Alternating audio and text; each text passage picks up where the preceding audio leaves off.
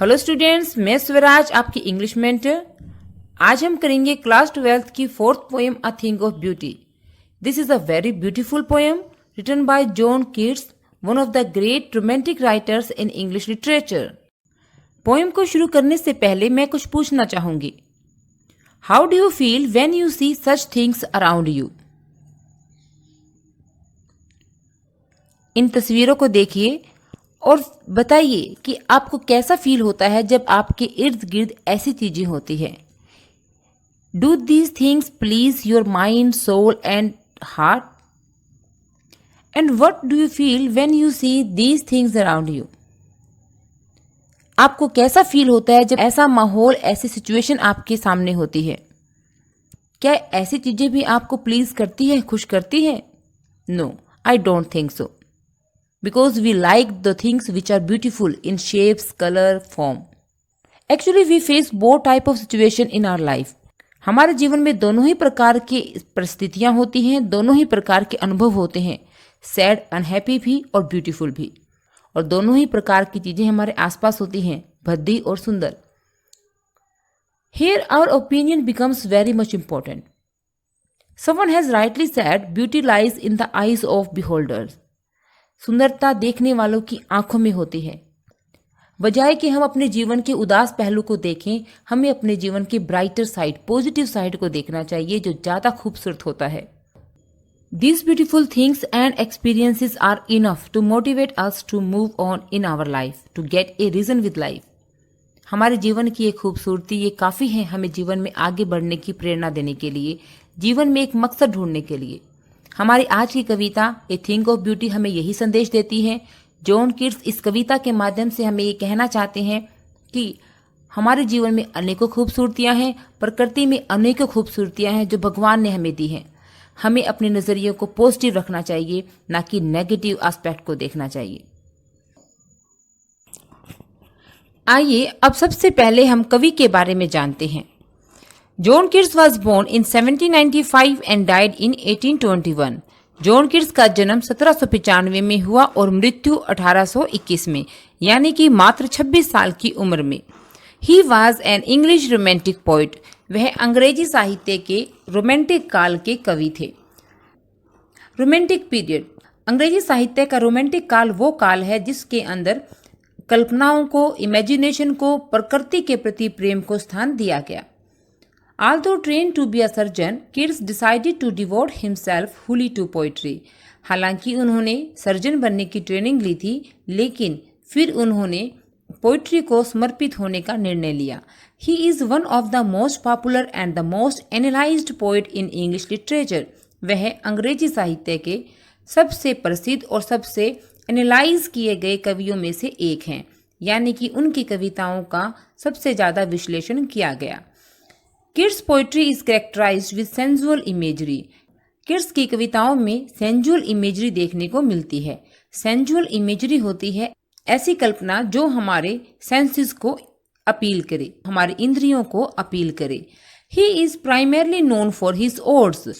उन्हें मुख्यतः उनकी odes के लिए जाना जाता है।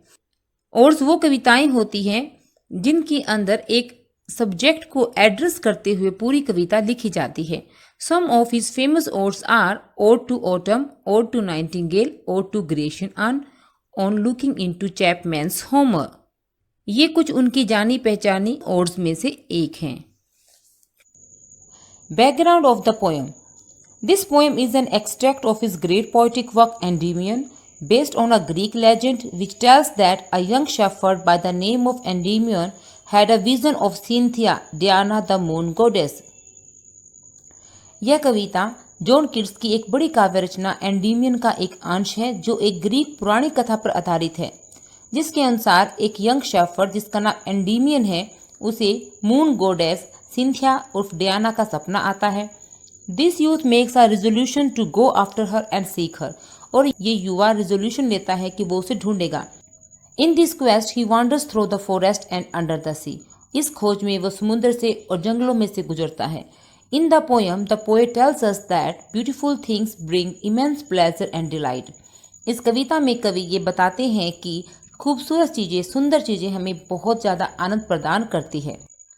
Furthermore, the poet explains that God's creation, present all around, provide us with plenty of reasons to feel happy. कवि ये भी कहते हैं कि भगवान की बहुत सारी रचनाएं हमारे आसपास हैं जो हमें बहुत सारे कारण देते हैं कि हम जीवन में हमेशा खुश रहें। तो आइए शुरू करते हैं poem a thing of beauty. A thing of beauty is a joy for ever. Its loveliness increases.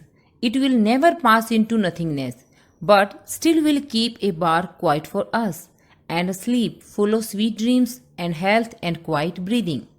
Here the poet says that a thing of beauty or a beautiful object is a source of an endless joy to us. It gives us a permanent sort of joy. एक सुंदर वस्तु का सौंदर्य हमें एक चिरस्थायी आनंद प्रदान करता है, ऐसा आनंद जो कभी समाप्त न हो। Its loveliness increases. एक सुंदर वस्तु का सौंदर्य हमेशा बढ़ता रहता है। It will never pass into nothingness means it will never fade. ये कभी समाप्त नहीं होगा। But still will keep a bower quiet for us and a sleep full of sweet dreams and health and quiet breathing. Here the poet compares a thing of beauty with a bower. Bower means a pleasant shady place under trees or woods. Bower का मतलब होता है एक कुंज, एक छायादार स्थान।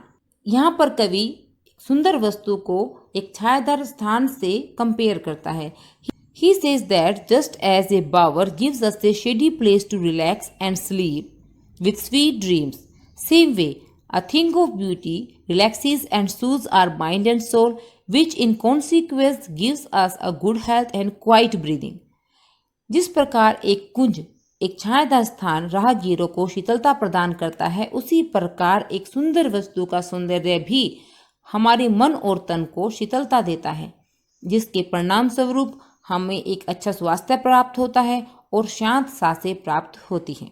Therefore, on every morrow are we reading a flowery band to bind us to the earth, spite of despondence, of the inhuman dearth of noble natures, of the gloomy days, of all the unhealthy and over-darkened ways made for our searching. Here the poet says that our life is full of despondence, of the inhuman dearth of noble natures, of the gloomy days, of all the unhealthy and over-darkened ways made for our searching. Despondence means gloom and depression. Dearth means shortage. Gloomy means sad and unhappy. Over-darkened ways means wrong ways. Here the poet says that our life is full of gloom, depression and failures. We have faced shortage of good-natured people around us. We have seen so many sad and unhappy days in our life, and we have seen people using wrong methods to move ahead, the methods that tempt us to. कवि कहता है कि हमारे जीवन में हजारों निराशाएं हैं, failures हैं, हमारे आसपास अच्छे लोगों की कमियां हैं, और हमने अपने जीवन के अंदर बहुत से उदास और अनहैप्पी दिन देखे हैं और बहुत से लोगों को गलत तरीके अपनाते हुए देखा है, जो तरीके हमें भी आकर्षित करते हैं। लेकिन इन सब के बावजूद there are so many things of beauty around us. The presence of those things makes us happy. They give us a pleasant feeling and this very pleasant feeling help us to bind us to this earth. यही वो pleasant sort of feeling है जो हमें अपने जीवन में आगे बढ़ने की प्रेरणा देते हैं।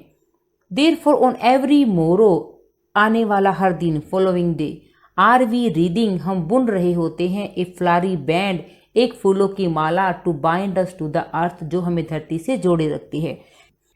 कवि कहता है कि इन खूबसूरत चीज़ों की प्रेजेंस की वजह से हमें एक सुखद एहसास होता है, और यही सुखद एहसास हमारी मदद करता है कि हम आने वाले हर दिन एक आशाओं रूपी फूलों की माला, एक डोर बुनते रहते हैं, वो डोर जो हमें इस धरती से बांधे रखती है। Yes, in spite of all, some shapes of beauty moves with the pall from our dark spirits, such the sun, the moon, trees old and young, sprouting a shady boon for simple sheep, and such are daffodils with the green world they live in. Yes, in spite of all, some shapes of beauty moves with the pall from our dark spirits. Here the poet suggests that no doubt the earth is full of sorrow, suffering, pain. No doubt that our life is full of gloom, failures, depression, dejections. But in spite of all these things, there are innumerous shapes of beauty around us. There are innumerous creation of God that surround us, which lies beauty in it. And all these shapes of beauty helps in removing sadness and darkness from our dark spirit and soul. कवि कहता है इसमें कोई संदेह नहीं कि हमारे मन के ऊपर उदासी छाई हुई है, हमारे जीवन में अंधकार है, समस्याएं हैं, लेकिन इसके बावजूद हमारे आसपास इतनी सुंदर वस्तुएं हैं, भगवान की बनाई गई इतनी असंख्य चीजें हैं जिनमें सुंदरता निहित है, और ये सभी वस्तुएं ऐसी है जो हमारे मन पे छाई हुई अंधकार और उदासी की चादर को हटा देती है। Here the poet uses word pal. Pal means cover, चादर। Now the poet tries to enlist such things. अब कवि इन वस्तुओं की सूची बनाने की कोशिश करता है। Such the sun, the moon, trees old and young. कवि कहता है ऐसी वस्तुओं में शामिल है सूर्य, चंद्रमा, पेड़ पौधे, छोटे या बड़े। Sprouting a shady boon for simple sheep. जो यहाँ तक कि छोटे से छोटे जानवर के लिए, जंतु के लिए भी एक ब्लेसिंग है। And such are daffodils. और इसमें फूल भी शामिल है, फूल जैसे कि daffodils. With the green world they live in, साथ में वो हरी भरी दुनिया जिसमें वो रहते हैं। And clear rills that for themselves a cooling covert make against the hot season. The mid forest brake rich with the sprinkling of fair musk rose blooms and such too is the grandeur of the dooms. And clear rills और साफ पानी की छोटी छोटी नदियां या झरने। That for themselves a cooling covert make against the hot season, जो गर्म ऋतु में एक कूलिंग कोवर्ट का काम करती है, जो गर्म सीजन में हमें गर्मी से बचाती है और ठंडक प्रदान करती है।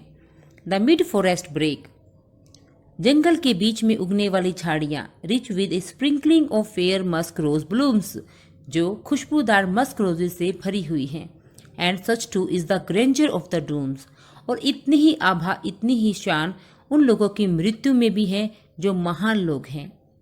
यहाँ पे कवि ने rills, covert, brake, grandeur, dooms जैसे शब्दों का प्रयोग किया है। रील्स का मतलब है small stream, covert hidden shelter, brake bush, grandeur glory, dooms death. We have imagined for the mighty dead all lovely tales that we have heard or read, an endless fountain of immortal drink pouring unto us from the heavens brink. यहाँ पर एक line हम पीछे से जोड़ेंगे। And such too is the grandeur of the dooms. We have imagined for the mighty dead all lovely tales that we have heard or read.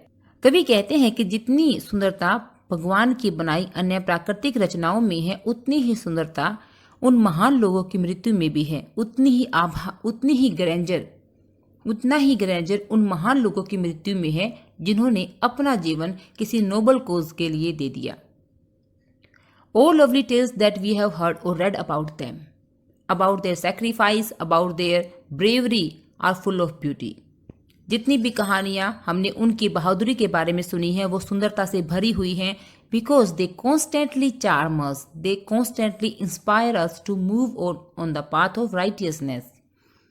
क्योंकि वो लगातार निरंतर हमें प्रेरणा देती है सत्य के मार्ग पर चलने के लिए, सही के मार्ग पर चलने के लिए। In the end, the poet compares a thing of beauty with the heavenly fountain of immortal drink. Immortal drink means nectar, अमृत। अंत में कवि एक सुंदर वस्तु की तुलना स्वर्ग के अमृत के फवारे से करता है। वह कहता है कि जिस प्रकार भगवान स्वर्ग के किनारे से हमारे ऊपर प्रेम रूपी अमृत बरसाता रहता है, उसी प्रकार एक सुंदर वस्तु भी अपना सुकून हम पर बरसाती रहती है। It is true an eternal source of joy for us, यह भी हमारे लिए आनंद का एक सनातन स्रोत है। इट इज अनएंडिंग, ये भी कभी समाप्त नहीं होता है।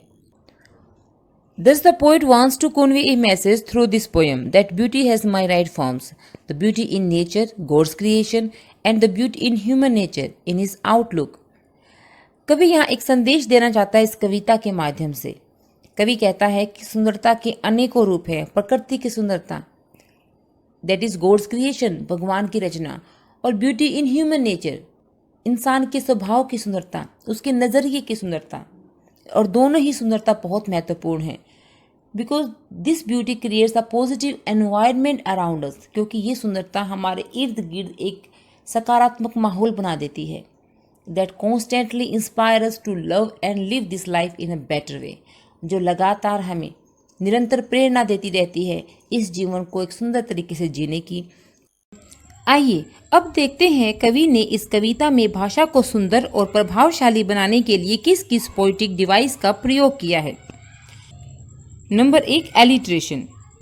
एलिट्रेशन एक ऐसा डिवाइस होता है जिसमें कॉन्सिक्यूटिव वर्ड्स के अंदर सेम कॉन्सोनेंट साउंड को रिपीट किया जाता है ताकि पोइटिक इफेक्ट इंक्रीज हो। जैसे नोबल नेचर, नोबल नेचर में एन लेटर को कॉन्सोनेंट को रिपीट किया गया, कूलिंग कोवर्ट में सी कॉन्सोनेंट को रिपीट किया गया और बाइंड ए बैंड में बी कॉन्सोनेंट को रिपीट किया गया। सेकंड डिवाइस है इमेजरी। इस कविता में कवि ने इमेजरी का बहुत ही सुंदर प्रयोग किया है और हम इसको देख सकते हैं। Flowery band, shady boon, clear rills, daffodils in the green world, grandeur of the dooms, endless fountain of immortal drink. जैसे ही हम इन शब्दों को पढ़ते हैं इनकी इमेज हमारी आंखों के सामने आ जाती है। तीसरा इंपॉर्टेंट डिवाइस है transferred epithet. Epithet actually adjective होते हैं, विशेषण होते हैं। जब हम किसी एक चीज की विशेषता दूसरे शब्द पर ट्रांसफर कर दे उसे ट्रांसफर्ड एपिथेट कहते हैं। जैसे ग्लूमी डेज, डेज ग्लूमी नहीं होते हैं, एक्सपीरियंस ग्लूमी होते हैं, निराशा भरे। दिन सभी एक जैसे होते हैं लेकिन हमारे एक्सपीरियंस अलग अलग होते हैं। यहाँ पे ग्लूमी एडजेक्टिव एक्सपीरियंस के लिए आया था लेकिन वो डेज को ट्रांसफर कर दिया गया। सेम वे ऐसे ही unhealthy and over darken epithet को वेज को ट्रांसफर कर दिया गया है, इसलिए इसे ट्रांसफर्ड एपिथेट कहा जाता है। फोर्थ इंपॉर्टेंट डिवाइस है ऑक्सीमोरोन। ये हम देख सकते हैं माइटी डेड में। ऑक्सीमोरोन एक ऐसा डिवाइस होता है जिसमें दो कंट्रेरी क्वालिटीज को, दो कंट्रेरी थिंग्स को एक साथ रखा जाता है। जैसे माइटी एंड डेड, डेड है तो माइटी कैसे है और माइटी है तो वो डेड क्यों है। तो ये दोनों अपोजिट चीजें हैं जिनको एक साथ रखा गया है जिससे इंप्रेशन बहुत सुंदर बना। तो हम कह सकते हैं कि इस कविता में कवि ने पोएटिक डिवाइसेस का प्रयोग बहुत सुंदर तरीके से किया है। Students, let's have a look at the theme or the central idea of the poem. A Thing of Beauty is a very beautiful and meaningful poem. यह कविता बहुत ही सुंदर और अर्थपूर्ण है। The poet says that a thing of beauty or a beautiful thing is a source of endless joy. कवि कहते हैं कि एक सुंदर वस्तु अंतहीन आनंद का स्रोत होती है। Its loveliness never fades. इसका सौंदर्य कभी फेड नहीं होता। It provides us peace of mind and good health like a shady power. ये हमें मानसिक शांति और अच्छा स्वास्थ्य प्रदान करती है एक कुंज की भांति। The earth is full of hatred, greed, suffering and negativity. यह धरती नफरत, लालच, पीड़ा और निगेटिविटी से भरी हुई है। But then there are numerous creations of God like the sun, the moon, the tree, the various animals, the pretty flowers like daffodils, the flowing streams, the forest full of pretty musk rose flowers, the stories of brave soldiers, warriors और the national heroes. फिर भी यहाँ पर भगवान की बनाई असंख्य चीजें हैं जिसमें सूर्य, चंद्रमा, पेड़ पौधे, पशु पक्षी, फूल पौधे, बहते हुए झरने, फूलों से भरे हुए जंगल और यहाँ तक कि महान लोगों की गाथाएं भी शामिल हैं। These are the things of beauty full of positivity. ये सारी सुंदर वस्तुएं पॉजिटिविटी से भरी हुई होती हैं।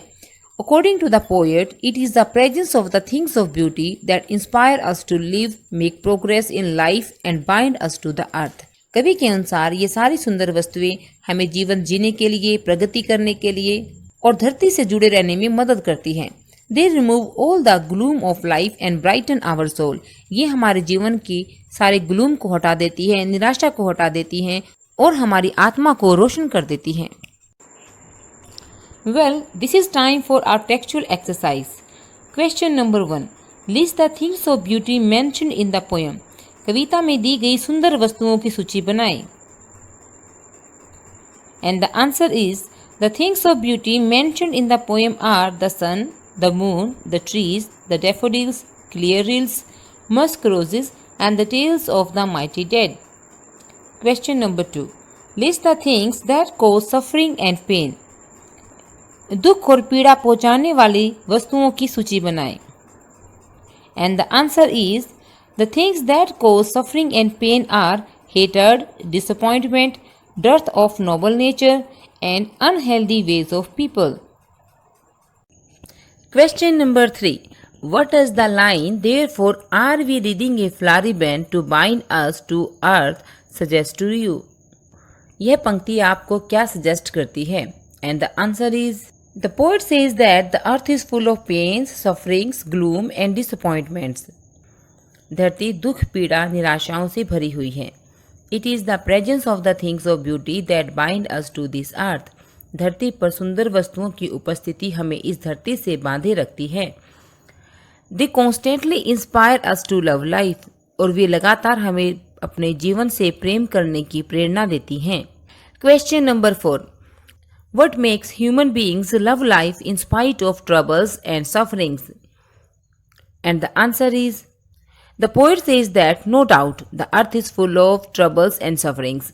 कोई संदेह नहीं कि धरती पर troubles है, sufferings है. But still there are many things of beauty on this earth. लेकिन फिर भी इस धरती पे बहुत सारी सुंदर वस्तुएं हैं, like the sun, the moon, the rills, the flowers, etc. जैसे सूरज, चांद, नदियाँ और फूल. These things of beauty are source of endless joy to human beings.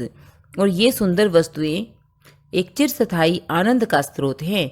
They constantly inspire human beings to love life. ये ह्यूमन बींग्स को लगातार जीवन से प्रेम करने की प्रेरणा देती हैं.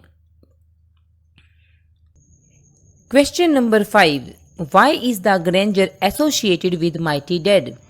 महान लोगों की मृत्यु के साथ ग्रैंडर कैसे जुड़ा हुआ है?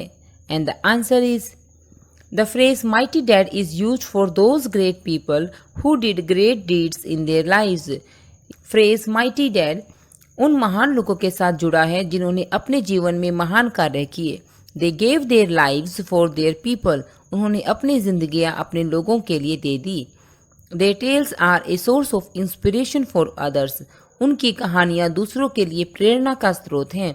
And hence a source of endless joy. और इसीलिए वो एक चिरस्थायी और कभी समाप्त न होने वाले आनंद का स्रोत हैं. This is the grandeur associated with them. यही ग्रैंडर उनके साथ जुड़ा है. ग्रैंडर मैंने आभा.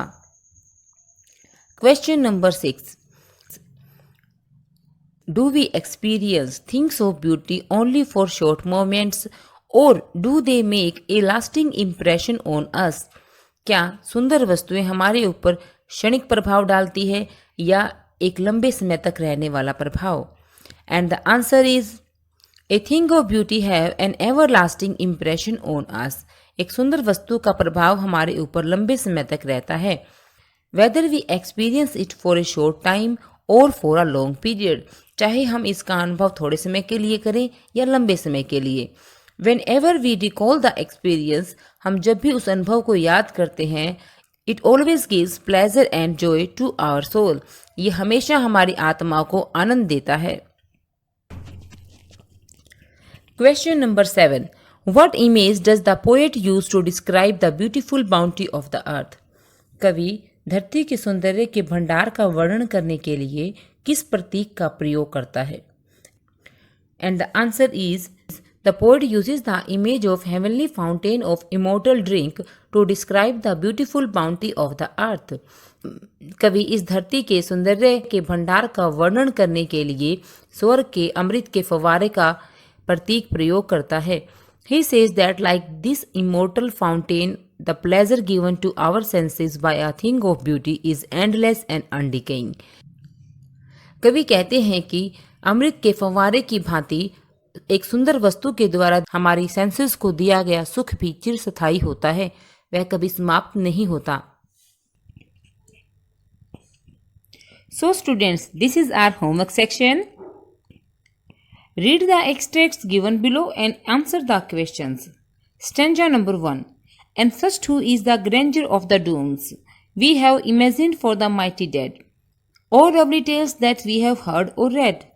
An endless fountain of immortal drink pouring unto us from heaven's brink.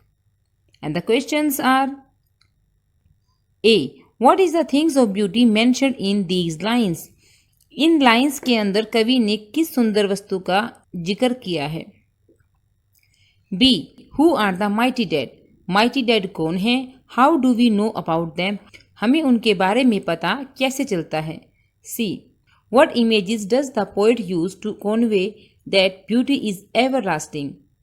कौन सी इमेज से हमें पता चलता है कि ब्यूटी भी एवरलास्टिंग है? D. Write the words from the extracts which mean stories, magnificence. इस एक्सट्रैक्ट में से स्टोरीज और मैग्निफिशेंस के सिनोनिम्स ढूंढिए, समान अर्थ वाले शब्द ढूंढिए। Stanza number 2. Therefore on every morrow are we reading a flowery band to bind us to the earth, spite of despondence, of the inhuman dearth of noble natures, of the gloomy days, of all the unhealthy and over-darkened ways made for our searching. And the questions are, first, what are the flowery bands that bind us to the earth? ऐसे कौन से Phulari bands हैं, मालाएं हैं जो हमें धरती से बांधे रखती हैं? 2. What message do the above lines convey? कौन सा संदेश ये ऊपर दी गई पंक्तियां देती हैं? 3. Why is there an inhuman dearth of noble natures? हमारे सामने अच्छे नेचर के, अच्छे स्वभाव के लोगों की कमी क्यों है? Next, what do you understand by unhealthy and over darkened ways? Unhealthy and over darkened ways से क्या मतलब है, आप क्या समझते हैं? This is your stanza number 3. A thing of beauty is a joy forever. Its loveliness increases, it will never pass into nothingness, but will keep a bower quiet for us and a sleep full of sweet dreams and health and quiet breathing. Here are the questions. 1. How does a thing of beauty remain a joy forever? एक सुंदर वस्तु हमेशा के लिए आनंद का स्रोत कैसे होती है? Number 2. Mention any 2 sources of joy which a thing of beauty provides to us. ऐसे आनंद के 2 सोर्सेज के नाम बताएं जो एक थिंग ऑफ ब्यूटी हमें प्रदान करती हैं। C. Explain never pass into nothingness. इस लाइन को एक्सप्लेन कीजिए। What is meant by bower? Bower से आपका क्या तात्पर्य है? बावर का यहाँ पर क्या अर्थ है? So students, this was all about the poem. I hope आपको पोएम अच्छे से समझ में आ गई होगी। Thank you very much for watching the video.